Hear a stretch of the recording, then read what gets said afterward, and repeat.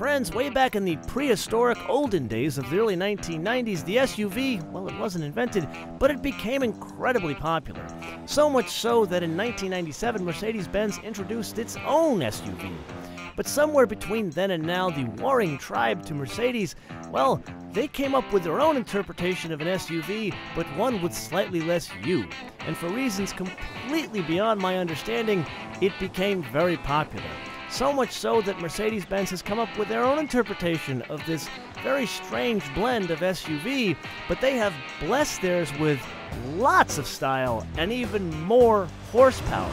So let's head over to Deutschland to drive the Mercedes SUV that has lots of HP, but slightly less U.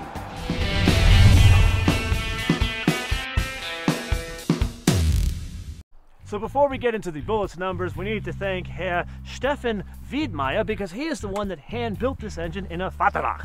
I just like saying that. There's a silent R there, but it sounds very rough and coarse and exciting when we get into an engine that has 577 horsepower. Why does it have 577 horsepower? It is because it has two turbos strapped to a 5.5-liter V8.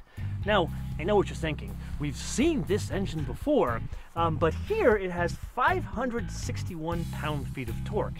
And what's interesting about that is, number one, it comes in at a relatively low 1,750 RPM, and number two, it is a little bit lower than other applications of this engine.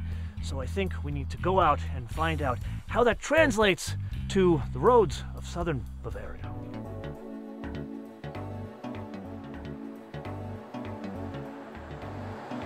Have you ever had that feeling like you've been here before?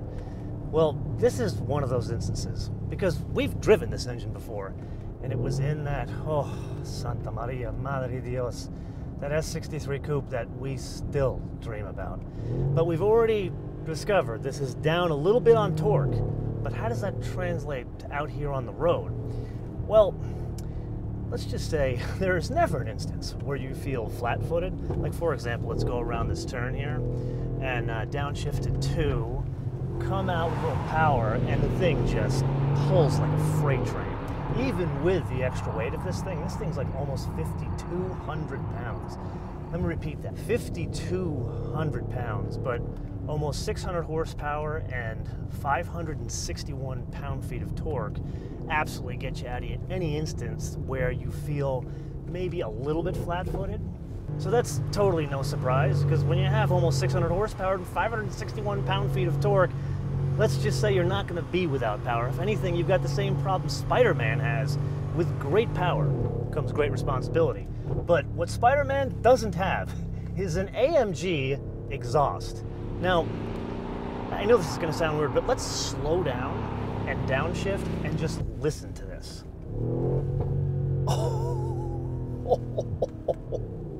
I think we should do that again.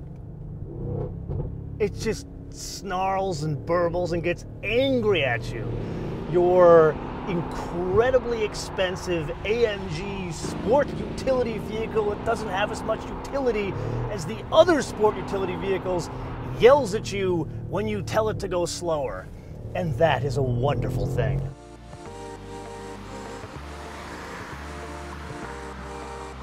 So this is a curious case of trading one utility for another. So, now don't get me wrong here, there is a significant amount of storage back here, but being honest, we are all slaves to design. That's why we have this fast C-pillar here, and really this utility vehicle doesn't have as much utility. That is why it is very creatively called a coupe. Now here's where I get confused. When this segment was invented many years ago, I was the first one to say, who would buy such a vehicle? It's a utility vehicle that doesn't have utility. But then the segment kind of exploded, and now I look at it kind of as an equation. If you think of the coupe up here as one part, and then the utility down here as another part, so that's 1 plus 1, and then you have all-wheel drive, so that's 4. The question is, when you add all of that together, suspension, the utility pieces down here, and the design, does that equal more than 6?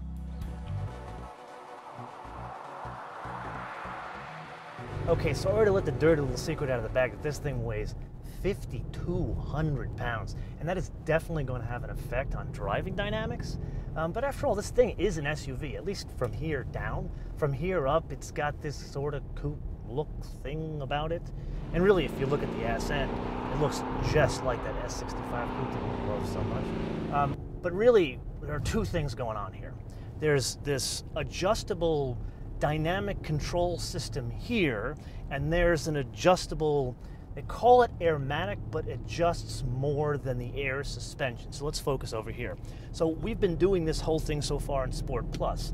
And so really all of these 5 modes, it's really 4 plus an individual mode, they adjust things like transmission mapping, engine mapping, the dampers, even adjust the ride height. So like we're in Sport Plus mode, it lowers the ride height by about 1/4 of an inch. There's even a slippery mode. Now granted, we're in, what is it? It's like 70 degrees out in southern Germany, so we're not going to use the slippery mode. That's generally for foul weather.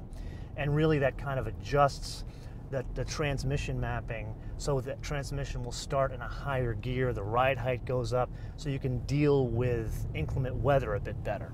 Then there's the Sport, which is like, you know what, I feel aggressive today, but not too aggressive. And then there's the Comfort mode, and this is the one where the ride height goes to the highest mode, and it drives kind of like the ML. It's got a little bit more compliance in the suspension. But then there's this individual mode, and this is where you can adjust each of the pieces, so the transmission, the engine, and the suspension individually. So like if you want the transmission to be in sport mode, I can go in here and select the transmission, and I can literally go between manual and automatic drive. So if I put it in manual, now listen to that. One interesting note, when you set the transmission in manual mode, you can hear it, it's redlining, it won't shift. But it's telling you it's big red 2 up, and it's screaming at you to shift. So let's go ahead and upshift. Now the transmission is another instance like we've been here before. We've driven this transmission in the S63. And this is an interesting thing, because we'll drive the GLE 450 when we get back to California. We just didn't have enough time to get to that one. That has a new 9-speed transmission. And really what they're doing there is the 9 speeds is all about fuel economy. But an interesting thing about that 9-speed, it's going away from what Mercedes has done in other new cars, even all the way down to the CLA, where it's a torque converter, like that S65 we drove, instead of a dual clutch. But this transmission, this is the 7-speed, and it's virtually the same as you get out of that S63. But what's interesting here, this is the first time that it's paired with this engine and this setup of 4MATIC. So the idea is you have a sportier tune on the transmission that actually has some dynamic all-wheel drive functionality.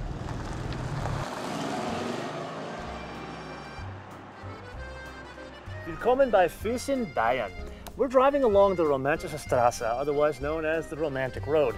And one of the most iconic stops along that road is the castle behind me. Now, if you're a guy, a girl, car guy, non-car guy, you know that castle back there because Disney has popularized it as Cinderella's castle. And you think, well, the Germans, they kind of ripped off Cinderella's castle. Actually, it's the other way around. And it's got a very interesting backstory.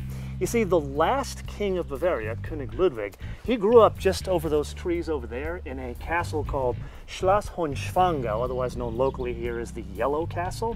And as he was growing up, he dreamed of building these palatial estates and filling them with art throughout his tenure as king.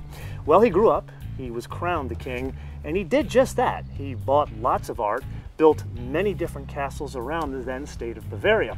But the problem was, he almost bankrupted the entire state of Bavaria, which was effectively its own land. His crowning achievement was that castle behind me, which is Schloss Neuschwanstein.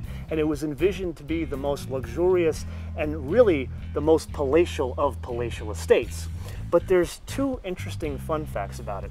Number one, you look at it and you see how ornate it is. But the reality is, you look inside, only a handful of the rooms are actually finished. And the most interesting fun fact, you look at it and think, what, it's like 400 or 500 years old? In actuality, that Schloss was finished only a couple of years before Mercedes and Benz started building cars.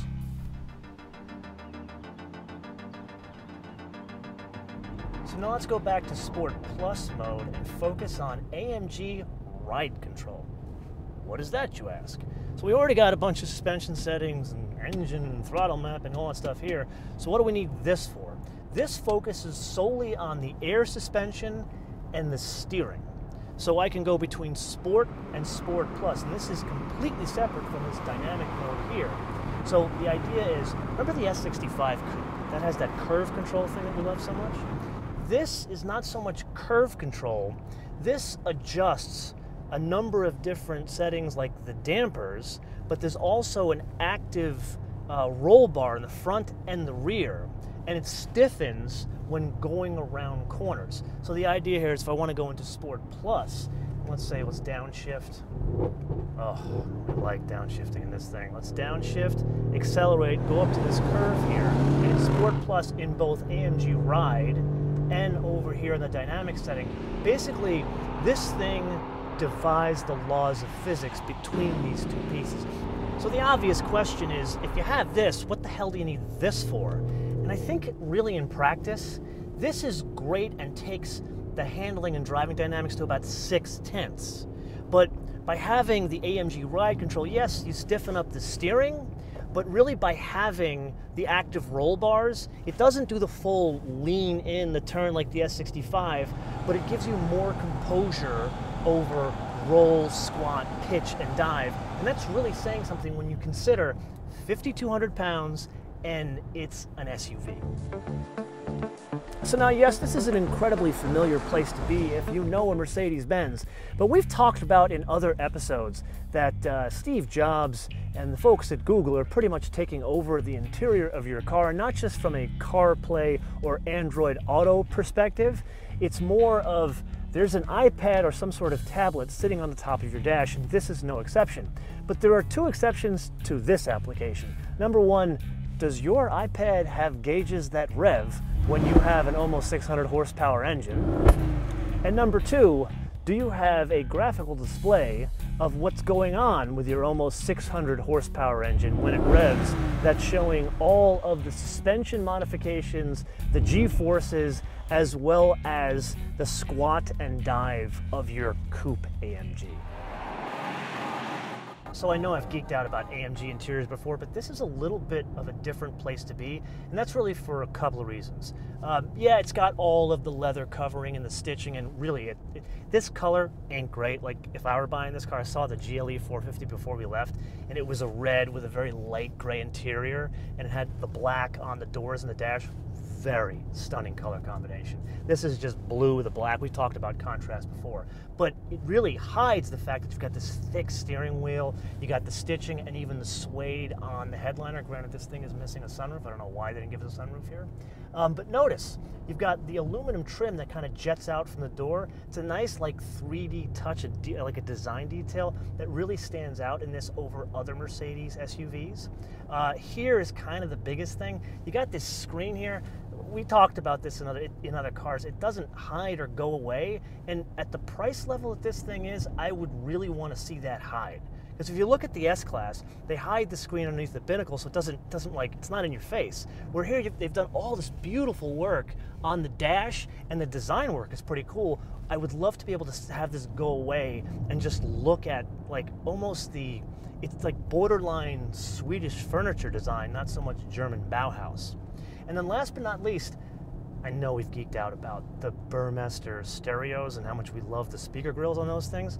This is the first time I think I've seen a Bang & Olufsen stereo in a Mercedes. Granted, it's very cool. You got the tweeters up here with the light, but I don't know. I still like the speaker grills on the Burmester.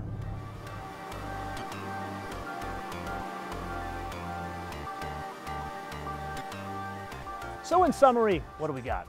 Well, we have a go-fast utility vehicle that is a slave to design, that debuts new AMG technology we have not seen in other AMGs. And as we've already discussed, this is a segment that I didn't see coming. So really, it presents us with a unique question. Because really, we have the same engine that we know and love. 5.5 liters, twin turbocharged, 577 horsepower. But really, it's the carrying case we have to really focus on. And the reason why is we've got a totally new design, but driving dynamics and chassis control that is beyond capable. It's unexpected. So I'm going to leave you with a very specific question. And this one would be hard for me to answer. Would you take that 577 horsepower twin turbo engine in this fancy carrying case, or, wait for it, an E63 wagon? Let me know in the comments below or via our social media, MotoManTV all one word, MotoManTV all one word, Facebook, Twitter, and Instagram. And from now, Österreich, I bid you auf Wiedersehen.